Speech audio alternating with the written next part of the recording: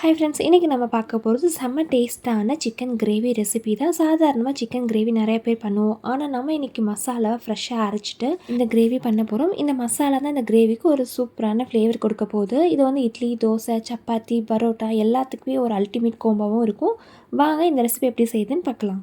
முதல்ல கிரேவிக்கான மசாலா ரெடி பண்ணிடலாம். ஒரு பேனில் 1 டேபிள் ஸ்பூன் அளவுக்கு எண்ணெய் ஊற்றிக்கோங்க. எண்ணெய் லேசாக சூடானதுக்கப்புறம் நம்ம எடுத்து வச்சுருக்க மசாலா வந்து ஒன்றா சேர்த்துக்கலாம். ஃபர்ஸ்ட் 1/2 டேபிள் ஸ்பூன் அளவுக்கு சோம்பு, 1/2 டேபிள் ஸ்பூன் அளவுக்கு சீரகம், 1/2 டேபிள் ஸ்பூன் அளவுக்கு மிளகு சேர்த்துக்கோங்க. இப்போ ஒரு பிரியாணியில் 2 ஏலக்காய், 2 கிராம்பு, கூடவே கடல் பாசி, பட்டை இது எல்லாத்தையும் 2 துண்டு அளவுக்கு எடுத்து சேர்த்துக்கோங்க. இதோடவே 2 டேபிள் ஸ்பூன் அளவுக்கு வரமல்லி சேர்த்துக்கோங்க. இப்போ லோ ஃப்ளேமில் வச்சுட்டு நல்லா ஃப்ளேவர் வர வரைக்கும் நல்லா வறுத்து விட்டுக்கோங்க. மல்லி லேசாக கலர் மாற ஆரம்பிக்கும். இப்போ இது எல்லாமே நல்லா வறுத்து விட்டுட்டு 10லேருந்து 12 காஞ்ச மிளகாய் சேர்த்துக்கோங்க. உங்களுக்கு காரம் இன்னும் அதிகமாக தேவைப்படுது அப்படின்னா இன்னும் 2 மிளகாய் சேர்த்துக்கோங்க. கொஞ்சமாக கருவேப்பிலை சேர்த்து நல்லா வறுத்து விடுங்க. எல்லாம் நல்லா வறுபட்டதும் நம்ம கொஞ்சமாக வந்து துருவி வச்ச தேங்காயும் இதில் சேர்த்துக்கலாம். தேங்காய் வந்து ஒரு 1/2 மூடி இல்லைனா ஒரு கைப்பிடி அளவுக்கு எடுத்துக்கோங்க.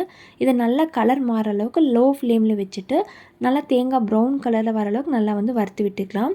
இப்போ இதை நல்லா ஆற வச்சுட்டு மிக்ஸி ஜாரில் சேர்த்துட்டு தேவையான அளவுக்கு தண்ணி ஊற்றி நல்லா வந்து ஃபைன் பேஸ்ட் மாதிரி அரைச்சி எடுத்துக்கலாம். இப்போ வந்து மசாலா ரெடி.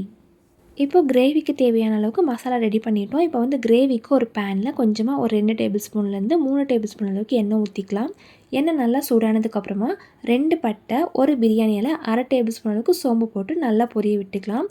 இப்போது அடுத்ததாக வந்து நீளமாக கட் பண்ணி வச்சுருக்க பெரிய வெங்காயத்தை சேர்த்துக்கோங்க.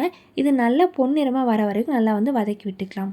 இப்போ வெங்காயம் ஓரளவுக்கு பொன்னிறமாக நல்லா வதங்கினதுக்கப்புறமா கொஞ்சமாக கருவேப்பிலை சேர்த்துக்கோங்க. நல்லா வாசனையாக இருக்கும். இப்போ வந்து இஞ்சி பூண்டு பேஸ்ட் போட்டுட்டு அதோட பச்சை வாசனை போகிற வரைக்கும் நல்லா வதக்கி விட்டுக்கலாம்.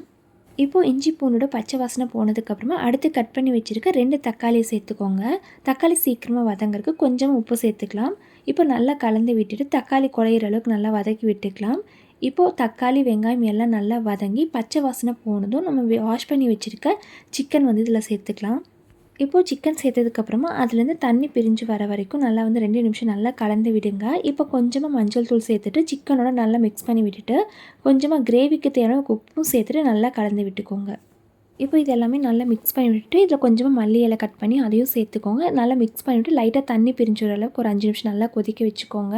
அடுத்ததாக நம்ம அரைச்சி வச்சுருக்க மசாலா பேஸ்ட் இதில் சேர்த்துக்கலாம். சேர்த்துட்டு மசாலா சிக்கனோட நல்லா சேர்கிற மாதிரி ஒரு நிமிஷம் நல்லா வந்து மிக்ஸ் பண்ணி விட்டுக்கலாம். இப்போது அடுத்ததாக உங்களுக்கு கிரேவிக்கு எவ்வளோ திக்னஸ் வேணுமோ அதுக்கு ஏற்ற மாதிரி தண்ணி கொஞ்சமாக சேர்த்துக்கோங்க. தண்ணி சேர்த்ததுக்கப்புறமா ஒரு தடவை நல்லா மிக்ஸ் பண்ணி விட்டுட்டு உப்பு காரம் எல்லாம் கரெக்டாக இருக்கான்னு செக் பண்ணி பார்த்துக்கோங்க. இப்போ ஃபைனலாக உப்பு காரம் எல்லாமே செக் பண்ணதுக்கப்புறமா இப்போ மூடி போட்டு லோ ஃப்ளேமில் வச்சுட்டு ஒரு 10 நிமிஷம் நல்லா கொதிக்க விடுங்க. அப்போ தான் சிக்கன் நல்லா வெந்து மசாலா வாசனை எல்லாமே சிக்கனில் இறங்கி கிரேவி நல்லா டேஸ்டியாக இருக்கும்.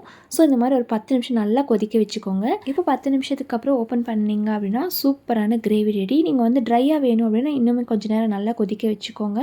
ஓரளவுக்கு தண்ணி மாதிரி கிரேவி வேணும் அப்படின்னா இந்த மாதிரி நீங்கள் ஒரு 10 நிமிஷம் கொதிக்க வச்சுட்டிங்க அப்படின்னா சூப்பரான சிக்கன் கிரேவி ரெடி. இது வந்து நீங்கள் சப்பாத்தி, இட்லி, தோசை எல்லாத்துக்குமே கண்டிப்பாக ட்ரை பண்ணி பாருங்கள். இப்போ வீட்டிலேயே ஃப்ரெஷ்ஷாக அரைச்ச மசாலாவில் இந்த கிரேவி எவ்வளோ சூப்பராக ரெடி ஆகிடுச்சு. நீங்களும் உங்கள் வீட்டில் கண்டிப்பாக இதை ட்ரை பண்ணி பாருங்கள். ட்ரை பண்ணி பார்த்துட்டு எப்படி இருக்குன்னு சொல்லுங்கள். மறக்காமல் இந்த சேனலை சப்ஸ்கிரைப் பண்ணிக்கோங்க. தேங்க்யூ.